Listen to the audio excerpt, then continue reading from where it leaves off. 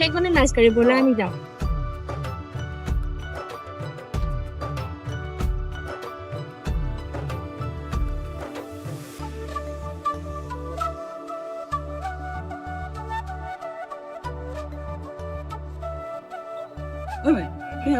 Direct पड़ी गेले बोल उठा लियो ए बोल याते गेले सुन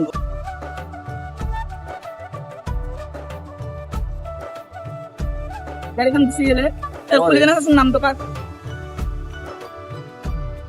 मेघा आज तो गुसी गल काली इनवल আলে ইন্দো এই নয়ন ইয়াতে মানে এখন বৃন্দাবন বোলে সুপাৰ মাৰ্কেট খুলছো বিষ্ণুপুৰ চকত হা সুন্দৰ একো চাই আহো বজাৰ কৰি আহো ভাল লাগছে নো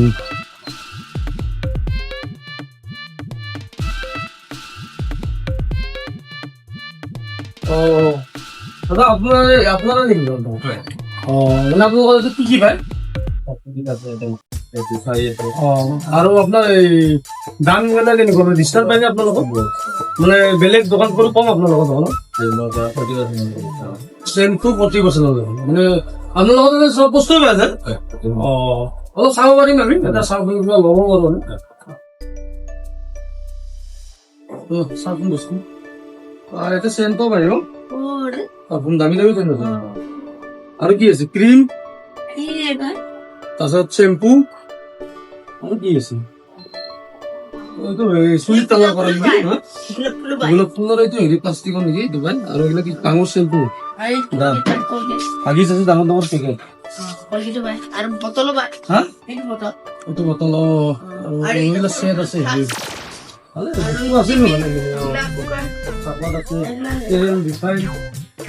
আৰু এইবিলাক ডিছপাতো আছে নহয় চব পাই ইয়াতে বজাৰ কৰা ভাল হ'ব আমাৰ ডিছকাউণ্ট বোলে 10 to 40% পাই ইয়াতে বজাৰ কৰো নেকি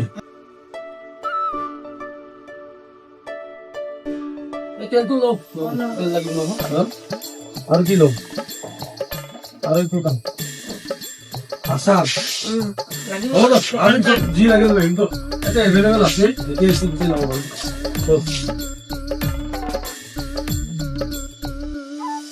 দাদা আমি আপোনাৰ আচাৰ এটা ললো আৰু তেল কি দাম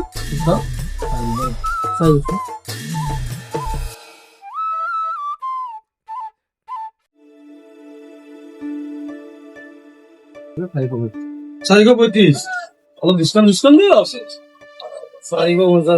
80% মান ডিছকাউণ্ট দি দিয়ক 20% দিয়া আছে আৰু এটা ক্যামেৰা আছে পকেটত কি ভৰাইছা তই যা দেলো কথা নাই কথা বজা পকেটত ক্যামেৰা আছে পকেটত বস্তু ভৰাই যা ই যতে আহে নহয় ই তাতে এনে কৰে পকেটত বস্তু মনে মনে ভৰাই দিয়ে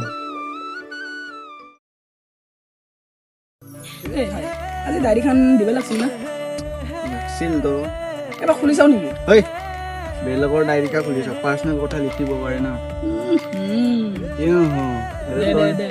ছোৱালী এটা লাইন মাৰি ৰাখো তোমাৰ চাও দেচোন আজি আহে না নাহে তই দি দিবি থাকিম না নাহিলেও ইয়াতে থাকিম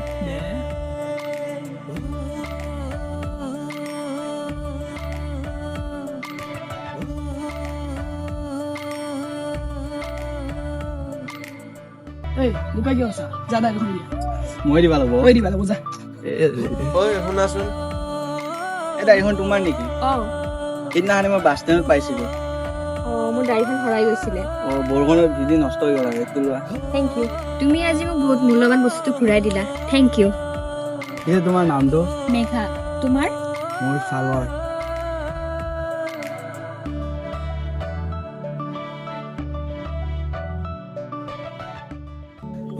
আকৌ লগ পোৱাৰ আশা থাকিল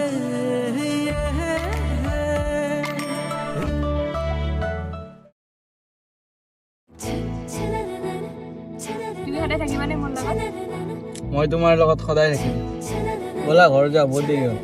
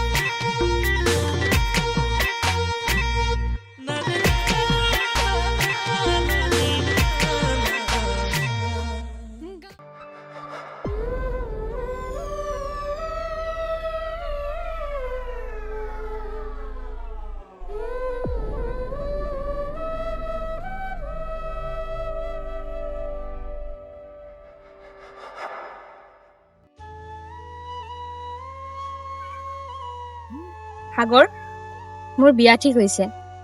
কি আমাৰ কি হ'ব এতিয়া?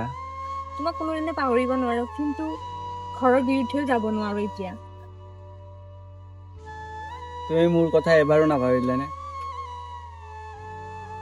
তুমি মোৰ হৃদয়ত সদায় থাকিবা, কিন্তু সকলো প্ৰেম যেন সফল হয়।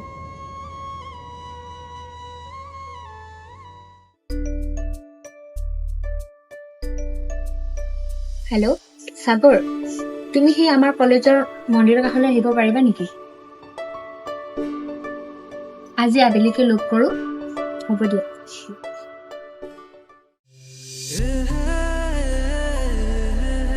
সাগৰ, কি এইখন চিঠি লোৱা।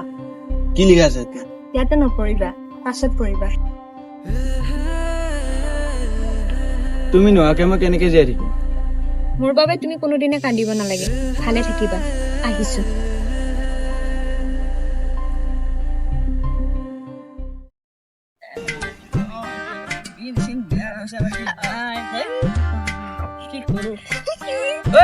কি কৰিছে তই? মই মাছ চাব আহিছিলো। তই মাছ চোৱা মানুহ ডাইৰেক্ট নকৰি হাক বাঢ়িছো বুলি তেৰি কাম নকৰো মই মিছা কথা।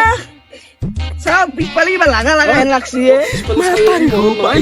যাবাচোন আমাৰ সাগৰৰ কোনোবা এটা বেলেগ ছোৱালী লগ ধৰা মাত চাও হোৱা ছোৱালী ছোৱালী ঠাণ্ডা কালত আছত অত সেয়ে কাম নেকি খালি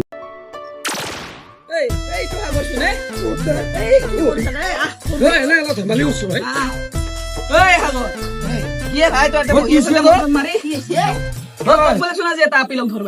কি লগ ধৰবা আহিছিলো। বেকাৰ দি গুচি গ'ল। ब्रेकअप सॉन्ग पे पत्थर रखे तूने सब कर लिया आज मैं चलिया जिससे चाहे ब्रेकअप कर लिया ए नको ए दो বাদ দে 10 দিন লগত গেলে সব ঠিক হয়ে যাবে। আরে এরা তো বহুত চলে ঘরে ভাই, भाई बोले ता चले বহুত চলে বুঝিস না আজ না পার্টিটা দিয়ে করব বান্টু করে দেবো নাকি ৰ তাই চিঠি দিছে।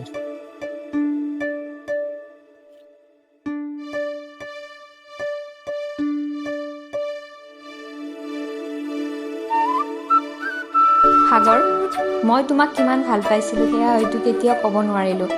জীৱনৰ সকলো মানুহে নিজৰ ভালপোৱাজনক নাপায়। যদি কেতিয়াবা মোৰ কথা মনত পৰে, কান্দিব নালাগে, হাঁহিবলৈ চেষ্টা কৰিবা, কাৰণ তোমাৰ হাঁহিটোৱে মোৰ জীৱনৰ আটাইতকৈ ধুনীয়া স্মৃতি। তুমি সদায় সুখত থাকা, সেয়াই মোৰ শেষ ইচ্ছা। বাই।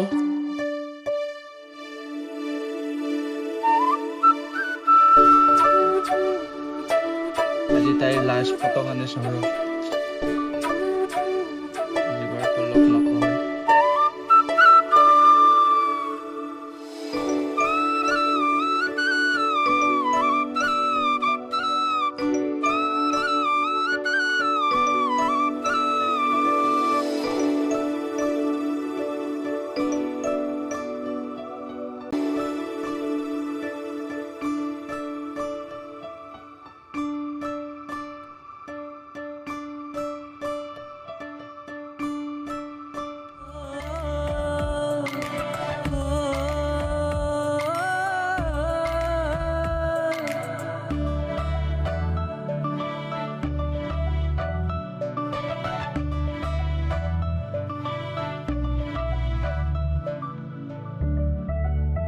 কিছুমান প্ৰেম অন্ত বিয়া নহয়, কিছুমান প্ৰেম আজীৱন স্মৃতি হৈ হৃদয়ত জীয়াই থাকে।